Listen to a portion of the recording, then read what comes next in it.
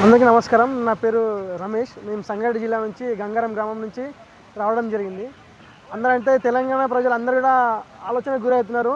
మన కుంభమేళలో ఎంత రష్ ఉంటుందో, ఎంత ఎంత పబ్లిక్ ఉంటారో, ఎంత ఆగమవుతున్నారని జనాలు ఇబ్బందులు పడుతున్నట్టు అనిపిస్తుంది. కానీ ఇక్కడ ఎలాంటి ఇబ్బంది అసలు ఇబ్బంది పడాల్సిన అవసరం ఏం లేదు. చాలా ఫ్రీగా ఉంది. మేము వచ్చేసి ఒక హాఫ్ కిలోమీటర్ కూడా వాకింగ్ చేసేసినాం. ఇక్కడ చాలా ఫ్రీగా ఉంది. ఇక్కడ రష్ కూడా ఏం అనిపిస్తలేదు. అంతా ఈ నదిలో స్నానాలు చేసి మీ జన్మ ధన్యం చేసుకోవాల్సిందిగా కోరుతున్నాం.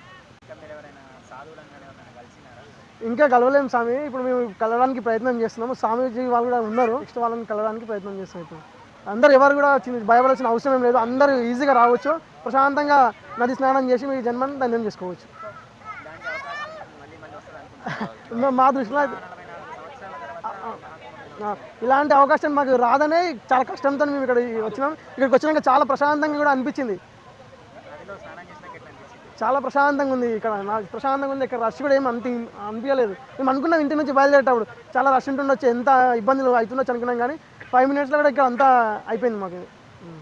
మాది తెలంగాణ రాష్ట్రం సంగారెడ్డి జిల్లా గంగారం గ్రామం నుంచి వచ్చాము.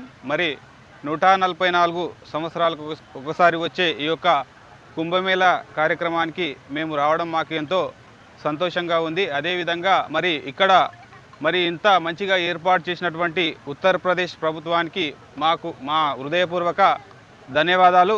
అదేవిధంగా మరి తెలంగాణ నుంచి వచ్చే ప్రజలందరూ కూడా మరి కుంభమేళకు వచ్చి మరి పుణ్యస్నానాలు ఆచరించి మరి ఆ యొక్క పరమేశ్వరుని అనుగ్రహ కటాక్షాన్ని పొందగలరని మనవి.